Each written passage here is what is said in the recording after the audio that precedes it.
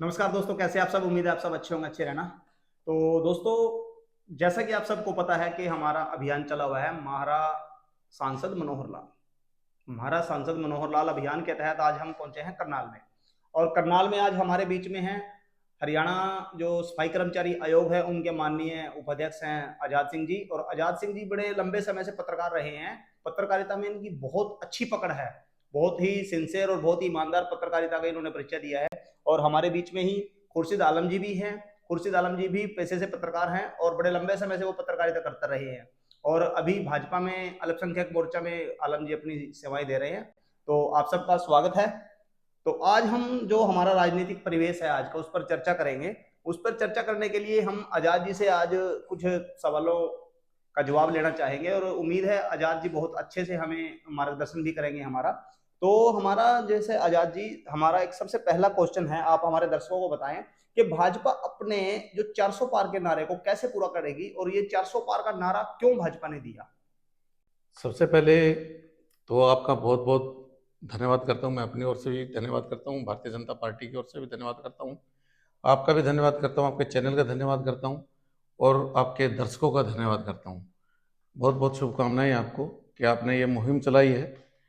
और जो सवाल आपने मेरे से किया है, जो प्रश्न आपने पूछा है, 400 पार का जो नारा है, 400 पार का जो नारा है, ये भारतीय जनता पार्टी का नहीं, भारत की जनता का है। भारत के देश के जो लोग हैं, जनता है, वो खुद चाहते हैं कि इस बार हमें 400 पार करके देश के माननीय प्रधानमंत्री श्री नरेंद्र भाई मोदी को तीसरी बार सत्ता में लेके आना है और देश को और अधिक मजबूत बनाना है। जिस तरह पूरे विश्व में भारत के नाम का परचम फहराया है, उस परचम को और ऊंचे लेके जाना है। पूरे विश्व में भारत का झंडा सबसे ऊंचा हो, ये भारत की जनता का एक सपना है और इस सपने को देश के प्रधानमंत्री नरेंद्र भाई मोदी ही देश के लिए पूरा कर सकते हैं। जैसा कि आजाद सिंह जी ने बताया, और ये बड़ा एक अचंभे की बात है कि पॉलिटिकल पार्टियां नारा देती हैं, लेकिन भारतीय राजनीति के अंदर पहली बार ऐसा हुआ है कि जनता ने ही यह नारा दिया है अपनी तरफ से कि अब की बार 400 पार। क्योंकि जनता ने देख लिया है कि जो काम माननीय प्रधानमंत्री नरेंद्र मोदी जी कर सकते हैं वो कोई भी राजनीतिक दल नहीं कर सकता है। तो हमारा अगला सवाल आजाद जी से रहेगा कि जैसे करनाल लोकसभा से हमारे अभी प्रत्याशी बने हैं हमारे पूर्व मुख्यमंत्री हैं मनोहर लाल जी, और उनको अभी सांसद के रूप में यहाँ चुनाव लड़ने के लिए करनाल की जनता के बीच में भेज दिया है। तो इसको आजाद जी आप कैसे देखते हैं। ये न केवल करनाल की जनता बल्कि पूरे हरियाणा की जनता के लिए सौभाग्य की बात है कि संगठन ने इस तरह का निर्णय लिया है, इस तरह के व्यक्तित्व को करनाल लोकसभा सीट से प्रत्याशी बनाकर भेजा है कि वो करनाल के साथ साथ पूरे हरियाणा के मुद्दों को देश के लेवल पर, स्तर पर, पूरे राष्ट्रीय स्तर पर, पूरे मतलब हरियाणा की चीज़ों को उठाएंगे और हरियाणा को और अधिक मजबूत बनाएंगे। ये जनता का प्रतिनिधित्व मनोहर जी पूरे, जैसे हरियाणा में मुख्यमंत्री रहते हुए हरियाणा की शान बढ़ाई है माननीय मनोहर जी ने, और इसी तरह देश में भी हरियाणा की शान बढ़ाएंगे। ये पूरे भारत की जनता का, पूरे जनता मानती है कि हरियाणा के मुख्यमंत्री बहुत निष्ठा और ईमानदारी के साथ जनता के लिए 18-18 घंटे, 20-20 घंटे जाग कर काम करते हैं। इस तरह का व्यक्तित्व हमें लोकसभा में भी चाहिए और इसी तरह का संगठन ने यह फैसला जनहित में किया है। इसका हम सर माथे पे स्वागत करते हैं, हाथ जोड़कर धन्यवाद करते हैं।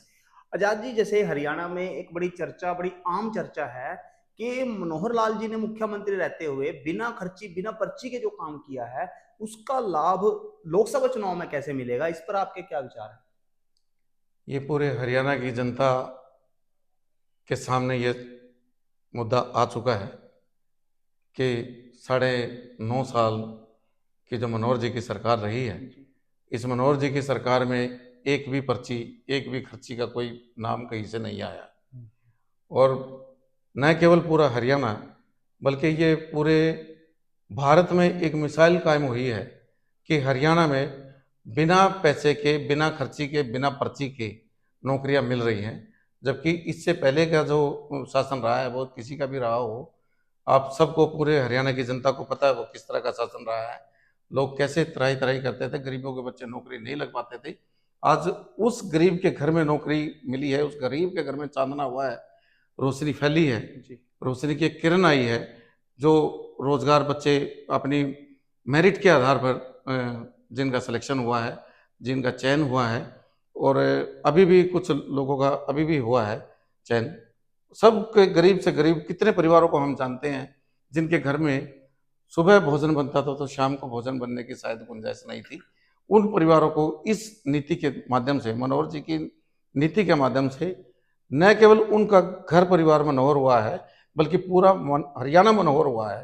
पूरा मतलब विपक्ष के लोग भी ये मानते हैं कि भाई इस तरह की जो नीतियां बनाई है मनोहर जी ने, उन नीतियों की हमें सराहना करनी पड़ेगी। तो जैसा कि अभी पीछे एक चर्चा में आया था कि जो विपक्ष में पूर्व भूतपूर्व वो मंत्री रही हैं और मौजूदा अभी विधायक भी हैं, गीता भुक्कल जी। गीता भुक्कल जी की बेटी भी एसोसिएट प्रोफेसर लगी है मनोहर सरकार में। ये बड़ी अचंभे की बात है। लोग इस पर भी कहते हैं कि ऐसा कैसे संभव हो सका है कि एक विपक्षी पार्टी की मौजूदा विधायक की बेटी भी राजनीति को दरकिनार करते हुए वो अभी नौकरी लगी है। तो ये मनोहर की बिना खर्ची और बिना पर्ची की नीति के वजह से ही संभव हो पाया है। हमारे हरियाणा के जो माननीय मुख्यमंत्री रहे, तत्कालीन मुख्यमंत्री थे जी। मनोहर जी, उनकी जो नीति थी इतनी मजबूत थी, ये नीति, कि उसमें पक्ष विपक्ष की बात नहीं थी, गैर और अपने की बात नहीं थी।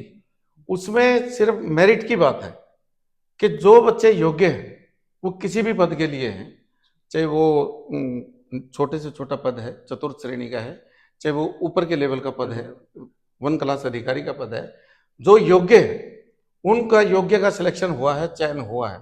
वहाँ किसी तरह का कोई मतलब भेदभाव नहीं हुआ है। और इसी तरह ये एक ऐसा, ये एक आप बता रहे हैं कि ये बहुत ऐसे मामले हैं हरियाणा में जो लोग ये कह रहे हैं, ये मानते हैं कि हमारे को उम्मीद ही नहीं थी नौकरी लगने की, लेकिन हमें जो पहली सरकार ऐसी आई है कि हमारा सिलेक्शन हुआ है, और हमारे सरकार के प्रतिनिधि कुछ लोग, मतलब पार्टी के या संगठन के प्रतिनिधि, उन लोगों के घरों में जाके बुक्का देके उन्हें शुभकामनाएं देके आए।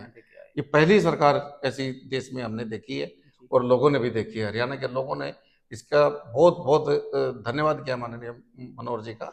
मनोहर जी के लिए लोगों ने ये कहा है कि मनोहर जी जैसी व्यवस्था इस प्रदेश में ना कभी हुई और ना कभी होगी।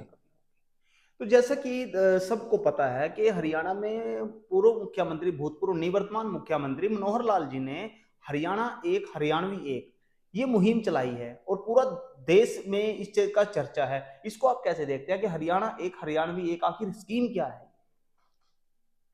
वर्ष 2014 के चुनाव में माननीय मनोहर जी करनाल में प्रवेश हुआ राजनीति में, और मनोहर जी ने जैसे ही करनाल में कदम रखा और संगठन की जो व्यवस्थाएं रही हैं उनके हिसाब से इनका ये नारा था, हरियाणा एक हरियाणवी एक। और आप मीडिया के साथी हो, आप सब अच्छे से देख रहे हैं पिछले शासनकाल में कालका से लेके नारनौल तक, और इधर फरीदाबाद से लेके सिरसा तक, कोई चारों तरफ, चारों हरियाणा के चारों तरफ एक भी गली, एक भी मोहल्ला, एक भी सड़क, एक भी कोई चीज, शहर, कस्बा, गांव ऐसा नहीं है जहां उनके शासन में विकास नहीं हुआ हो। उन्होंने हर व्यक्ति को, हर गांव को अपना माना है। उनका यही मानना था कि पूरा हरियाणा मेरा परिवार है और मैं पूरे हरियाणा का परिवार का सदस्य हूँ। माननीय मनोहर जी का ये मानना था, और इसी तर्ज पे उन्होंने पूरे 10 साल, 9 साल, जितने 9.5 साल तक काम किया है। माननीय मुख्यमंत्री रहते हुए मुख्यमंत्री के पद पर काम किया है। जनता को जो सेवाएं दी हैं, एक भी क्षेत्र ऐसा नहीं है जहां माननीय मुख्यमंत्री ने रहे, जब मनोहर जी, उन्होंने कोई क्षेत्र ऐसा छोड़ा हो, अछूता छोड़ा हो किसी से, कि जिस क्षेत्र में किसी को लाभ ना मिला हो। आज सुबह ही किसी साथी का मेरे को फोन आया था, तो ये चर्चा चल रही थी। तो इस तरह जब बातें चलती हैं तो पता लगता है। तो मेरा उनसे यही सवाल था कि आप बातें कर रहे हो, ठीक है, अच्छी बात है, लेकिन आप मुझे ये बता दो कि कोई एक सेक्टर ऐसा बता दो जिसमें मनोहर जी ने वेलफेयर के लिए कोई योजना ना चलाई हो, जी। कोई एक बता दो, तो उनके पास कोई जवाब नहीं था। तो इसलिए माननीय मनोहर जी जो है बहुत बड़ा हरियाणा की जनता के लिए एक मिसाल है। और मैं ये कहता हूँ कि भाई इस तरह के नेता अगर हरियाणा को मिलते रहें तो हरियाणा बहुत जल्दी और ज़्यादा तरक्की करेगा और आगे बढ़ेगा। तो आजाद जी, जैसे करनाल लोकसभा की जनता, अभी एक चर्चा चली हुई है कि हरियाणा में ही नहीं पूरे देश में करनाल लोकसभा क्षेत्र जो एक ऐसा क्षेत्र है, यहाँ से जो अभी वर्तमान सांसद है संजय भाटिया जी, वो रिकॉर्ड मतों से जीते थे। देश में उनकी जीत दूसरे नंबर की बड़ी जीत रही है। तो अब जनता ये कहती है कि मनोहर जी उनसे ज्यादा जीत के मार्जिन से जीतेंगे। तो इस बारे में आप इसको कैसे देखते हैं? माननीय करनाल के सांसद रहे आदरणीय श्री संजय भाटिया जी देश में वास्तव में दूसरे नंबर पर रहे थे। वो 6,56,142 वोटों के मार्जिन से जी, जीते थे। बहुत बड़ी जीत है। ये बहुत बड़ी जीत थी। पहले नंबर पर गुजरात के सांसद थे। तो ये बहुत आसान और बहुत सीधा सा फार्मूला है। आदरणीय श्री संजय भाटिया जी इस जीत को और ज्यादा प्रबल करने के लिए खुद दिन रात लगे हैं। दिन रात मेहनत। हम भी उनके मार्गदर्शन में काम कर रहे हैं। जी। हम भी उनके मार्गदर्शन में, उनके नेतृत्व में काम कर रहे हैं। जो हमसे पूरी टीम, पूरे लोकसभा क्षेत्र जी। उनके लिए काम कर रहा है, उनके मार्गदर्शन में काम कर रहा है। उनका ये मानना है कि ये सीट, ये जो जीत है, ये न केवल अकेले मनोहर लाल जी की है, ये संजय भाटिया जी की भी है और पूरे करनाल लोकसभा क्षेत्र के लोगों की है और पूरे देश के सम्मान की सीट है। इस सीट पे हमें ज्यादा से ज्यादा काम करना है और सीट पे जितना मार्जिन पहले था जी। उस सीट से ज्यादा मार्जिन से ये सीट हमें जिताकर भेजनी है। नरेंद्र मोदी जी को के पक्ष में, पाले में हमें ये सीट डालनी है ज्यादा मार्जिन से। ये है इसका।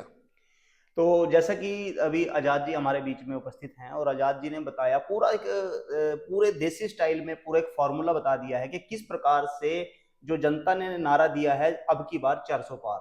और हरियाणा में भी इसी तरह का नारा है। हरियाणा में अब की बार 10 की 10 सीटें जो है वो भाजपा जीतेगी और नरेंद्र मोदी जी की झोली में ये 10 की 10 सीटें जाएंगी। और हरियाणा में जो सबसे हॉट सीट कही जाने वाली सीट है करनाल, क्योंकि करनाल में हमारे निवर्तमान मुख्यमंत्री मनोहर लाल जी स्वयं लोकसभा का चुनाव लड़ रहे हैं और वो इतने चहेते हैं जनता के कि मनोहर जी को अब की बार खुद हमारे जो वर्तमान सांसद संजय भाटिया जी हैं वो भी चाहते हैं कि मनोहर जी उनका रिकॉर्ड तोड़े। और उनका रिकॉर्ड जो जीत का मार्जिन है वो अब की बार जो उनका 6,56,142 जीतों से मतों से जो सांसद संजय भाटिया जी जीत कर आए थे मार्जिन से, उनसे ज्यादा मार्जिन से मनोहर जी जीतेंगे, ऐसा जनता का विश्वास है।